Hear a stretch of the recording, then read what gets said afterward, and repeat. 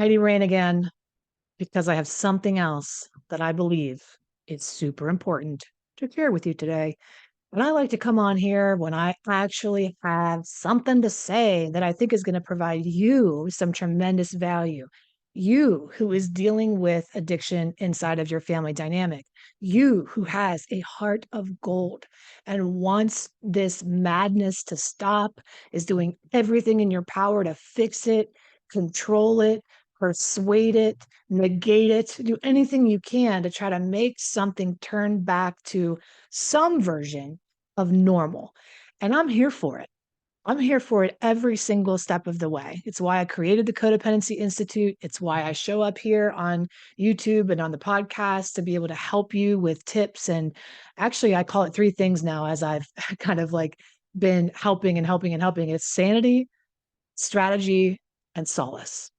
Those are the three things I want to provide for you. And what I want to share with you today on this episode is an enabling checklist, just a very simple, bite sized chunk of information that you're going to be able to digest and marinate and simmer on today and ask yourself, which of these things can I make a and check off? What is a tick, tick, tick, tick, tick? And if you get a lot of checks on the checkbox today, then you know likely what you're trying to do with to help is probably hurting. There is such a fine line between helping and hurting. We never know really. And a rule of thumb that I like to follow and that we talk about a lot inside of our semi-private coaching groups is number one, I want to help you do what you believe in. All right. At the end of the day, not what you think is going to work or get somebody sober, but really at your bottom of your heart, something that you believe in. And I also want to teach you and equip you with how to, if we're going to enable anyway, we're going to enable something because we're enablers, we're fixers, we're helpers, we're heroes. So if you're going to enable anything, how to enable recovery instead of enabling addiction. And that's really what I want to talk to you about is how we're enabling addiction instead of recovery and maybe give you some ideas of how you can turn that around. Now, if at any time, here's the little plug to go deeper with me. All right. If at any time you feel like, you know what, she seems to know what she's talking about. Well, thank you very much. I've dedicated most of my life to codependency and addiction. This is my specialty. This is my life's work. And I've spent several decades mentoring and mentoring personally under the greats, but also mentoring others in the area specific to dealing with addiction in your family dynamic. I've specialized. And as a result of that, I'm able to equip you. And one of the places I love to do that the most is inside of our private containers where we are interacting in a small group. I have several small groups. If you're interested about that, you can go to HeidiRain.com, check out over there and look at where it says semi-private coaching and just submit a request for more information. And you and I will start to chat with each other and see if there's a group that's a small group that's appropriate for you. All right, let's dive in. What are some of these signs? I'm going to riff on them and then I'm going to tell you examples of how I've seen it. The very first sign of checklist on enabling is repeatedly bailing somebody out. This could look so many different ways. Um, I'll just give you some real life examples and then you can see, okay, I think I've bailed somebody out before. Maybe you already know before I even go into it how you've done that already. But if you're on the fence, was that bailing out? Or was that really helping them? Let's give you some ideas. The first thing I want you to know is whenever I was being mentored, I mentored under one of the greats. His name is Dr. Beely, and he was running the Drug and Alcohol Treatment Center where I learned everything I needed to learn for a decade working inside of there, running the family program and the codependency programs and the healthy relationship programs. And when I was mentoring under him, he would say this thing in front of all of the families, and I would like the air would be taken out of my lungs because I was like, oh my God, are you really saying that right now? And he would say this, if you're solving a problem for them, you're killing them. And you could just see the eyebrows raise up in the room. Like, what are you talking about? My job as a parent is to solve problems. It's to protect, it's to prevent problems. Not really. And also another thing, if you're a parent and you're not a spouse, I help both. He would say things like, how, how do you parent an addict? We would get into discussions like that, and you don't. You're not parenting an addict. And in fact, how do you parent a 42-year-old? How do you parent an 18-year-old? How do you parent a 20-year-old? So these are some of the things, the discussions that we get into inside of our groups.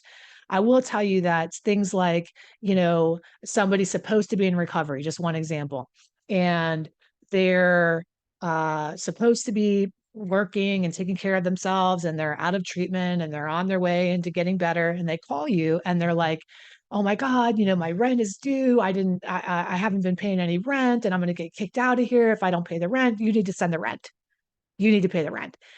And you're immediately as a parent going, oh, well, they're probably working their butt off. They're in recovery. I'm not quite sure if they're sober or not. I definitely don't want them to get kicked out of their house, because if they get kicked out, God knows what. So we start to think, we play chess. We're like 5 steps ahead. What's going to happen here? What's going to happen there?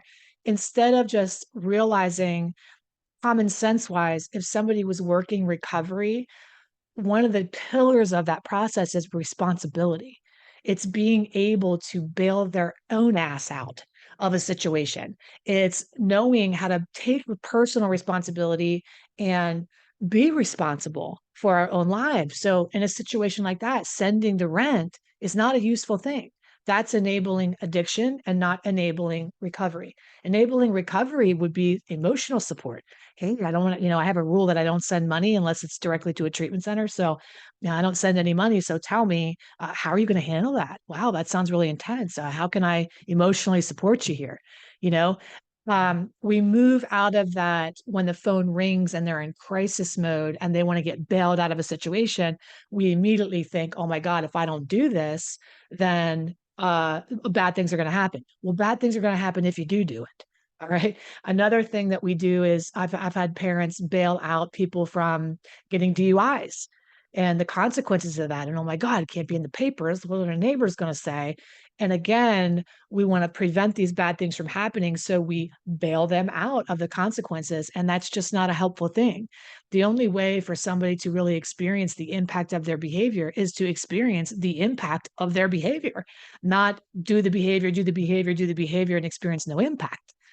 One of the biggest things I do in addiction education with addicts and alcoholics when I speak at treatment centers or I go speaking events is to help them understand the impact they're having on other human beings, because they're blind to that. All right. It's addiction is a very self-obsessed thing. So you don't have to bail them out. You don't have to get sucked in. If you're a wife or a husband and they're sick in the morning and you're calling into work and you're like, oh my gosh, well, they overslept, and you're bailing them out. And so here's a fine line with bailing somebody out. One of my students inside our semi-private coaching said, well, I pick them up. Is that bailing them out? If they're drunk and it's the middle of the night and I get the call at like 2 a.m, I drive to the bar and I pick them up and I don't let them drive. And here's where the first part of what I said to you is so important. When I said, I want to teach you to do what you believe in, not what you think is going to keep somebody sober. So somebody's drunk at the bar and you're thinking, I'm going to teach them a lesson by not picking them up. All right. Is not a lesson that you want to teach, because they're not going to get it anyway. But if you believe in people not driving drunk, you believe in people being safe, then I don't think that that's a situation where you have to beat yourself up because you picked them up, that you did what you believed in. There's many times I've taken keys out of my dad's hand and hit him, because I was doing what I believed in, not because I wanted to experience the consequence of this behavior so much.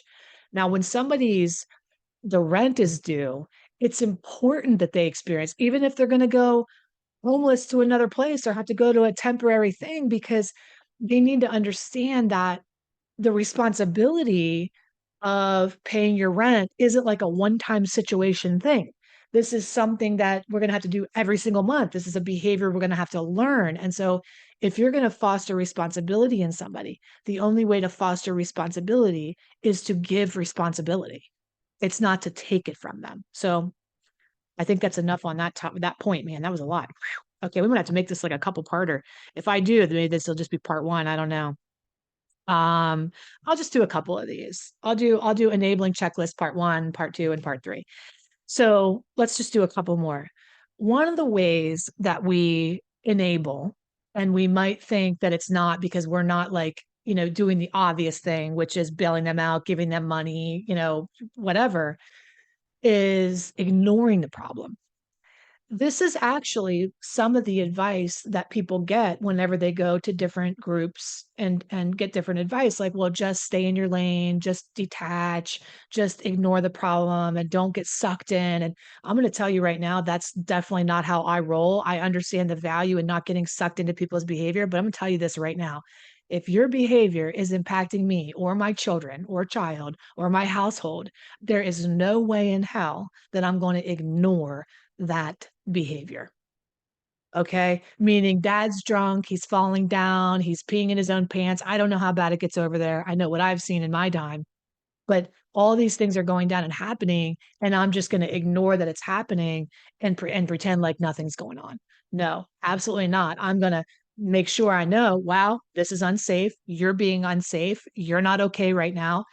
Make sure that I'm going to call it out and do what I need to do to make sure not to fix it, not to scold, not to condemn, not to make somebody feel like a jerk, not to hurt them, not to get at them or make them see what they're doing. Because let's be real, when somebody's falling down and peeing in their own pants, do you think that you have access to the part of their brain that's making logical choices?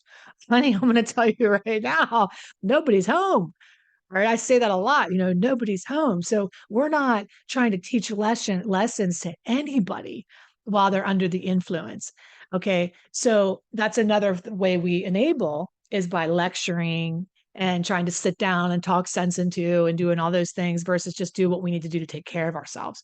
But when we ignore it, we pretend like nothing's happening. And especially if you have kids around that scenario, man, they know damn well what's going on. You're like, oh, I don't know. I had one time, I mean, I say this, you might have heard me say this before, but my dad could be like falling down, totally drunk, you know, breaking ribs, okay, on more than one occasion, falling down a flight of steps and breaking ribs, getting bloody, face planting into the concrete. And a family member would look at him, okay, and I love her. So it just is what it is. My stepmom would look at it and be like, "Are you okay, honey? Are you okay? Did you fall down? Were the steps wet? You know, did you eat today? Did you take your blood pressure medicine? And like I'm knowing he's inebriated beyond all doubts, but there's something that happens when you're a spouse or you're in love with somebody, and love is freaking blind. And you have the best intentions when you're ignoring this behavior because A, you don't want it to be true. You want it to be something else. But most of the time, let's be real, you're ignoring this behavior because you don't want to create another problem. You're like, let me just ignore it because they'll go to bed and go pass out. Let me just ignore it because if I start with them and point this out, I'm going to create a worse problem for myself and it's going to be bad. And they're going to, I'm not asking you to put yourself in a dangerous situation. Let me be very clear. I'm not telling you to not to ignore it and confront it right there. Again, we're not talking sense into a inebriated human being. You can only talk sense into sober, okay? When they're sober. You can't talk the sense in pre-sober. So what I'm asking you to do though is to make a statement about what's going on. Somebody's drunk, they've fallen down, and they're agitating you. You have a safe place to go in your house. You have a place where you can go in the guest bedroom or somewhere else, or you take the child out of the house or whatever you're needing to do to be able to keep everybody copacetic, but not ignoring it, pretending like it's not going to happen. And don't talk to daddy because maybe he'll just go away. You know, uh, we can't ignore the problem. I did a whole nother video on that about the impact of how to talk to kids about an addicted parent.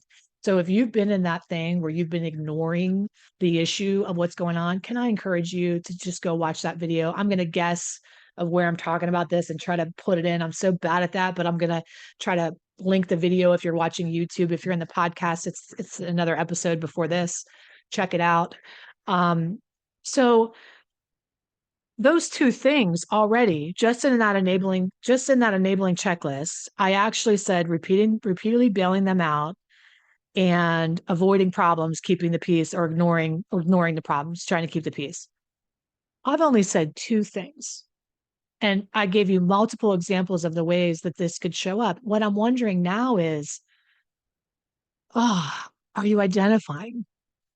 Are you seeing in yourself how just these two things now you can course correct? That's the great news, is that none of this behavior is malicious. None of this is an intent to enable addiction or hurt somebody. All of this is in an attempt to make it go away and make it stop. Everything you've been doing up until this point is because you have known or thought or believed that that is the best thing to do for you and for your family. But so many of the ways that we're handling this and going about this is exacerbating the problem, contributing to the problem, and actually hurting the entire family. Unfortunately, we just want the addict or alcoholic to get help. We're like, you know what? If they just get their shit together, my life will change and everything else will be better. But here's what I want you to know, okay? You need to get better, whether they get better or not. You are impacted by this. And while you're scrambling and hustling, trying to fix or solve the problem, you might as well get information that's useful. Even though I tell you, you don't have any control, okay? That's a misunderstanding in a way. Like you didn't cause it, can't cure it, can't control it. Okay, the three C's, and we go to Al-Anon and we learn all these things. But do you know that you actually do have massive influence when it comes to somebody's addiction? How do I know that? In the decade that I've been helping people, I've seen multiple lives saved. Many people go into treatment that their loved ones were like, they'll never go, they'll never stay sober. But because they know exactly what to do and exactly how to help and exactly what enabling recovery looks like, they course correct. And it's a skirt. They go from enabling addiction to enabling recovery and the whole thing. Now, I'm not telling you that happens every single time. There's many times that we do the best we can and we get on another train to success instead of the trauma train. All right. Dysfunction junction. That's our stop when we get off. And some people keep wanting to ride that train.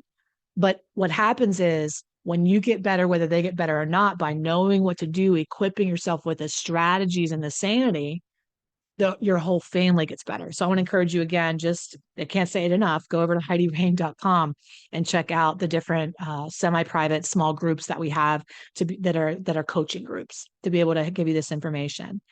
So another thing is trying to fix it for them.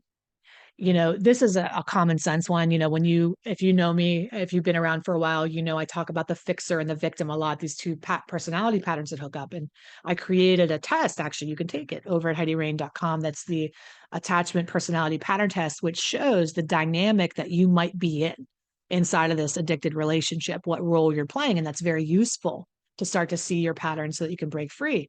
But fixing is a pattern that we enact. Oh my gosh, that's the whole point, right? We research the places, we lecture, we sit down, we we drive to the meetings, we do all these things. And what you learn when we start working together is what you don't have control over and how you can switch into being an influence in someone's life instead. And how you can hold a standard for your life instead and raise your standards while managing your expectations for another human being. Excuse me. Let me take a drink of coffee. So I think that's a mouthful for today. Okay. I think we covered three things. Part one, we'll do it part two. I'll talk a little bit more about enabling. And why don't you ask your questions? Why don't you comment below or send me a message over at HeidiRain.com and let me know what your questions might be about enabling and how you see this. But hopefully this has been helpful today. I'm going to trust that it is. I'm committed to making more content like this for you that's easily digestible. Here's what I found out about myself even recently that has become abundantly clear to me. My mind is a mile a minute.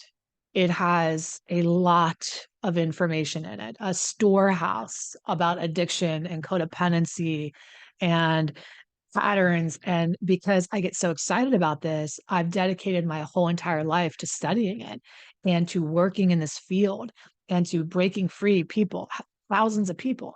So sometimes I give information and it is so much freaking information, it can be a little bit overwhelming. I want to back up the bus and I want to slow down and give you little bite-sized things that you can chew on it for a while and you can meditate on it. And in our group coaching, this is the place where I usually do this with this back and forth conversation where we can learn something and back up and have a question about it and implement it, and what does this look like in real life, and a raise of a hand, can you tell me what to do in this scenario for me, and how would I apply this, and what do you think about this with my wife, or how should I deal with this with my child, and we just take it step by step. So I really want to encourage you to get involved that way if you feel called to do that, if you feel like the next step is right for you. And if not, you can really count on me to be here for you on this platform. I'm committed to this work. I'm committed to our journey together, whether you come personally inside and invest or not. I'm going to be here either way, because my life's purpose and mission is to make a difference in this one area. It's to break generational trauma. It's to give children of the next generation a childhood they don't need to heal from.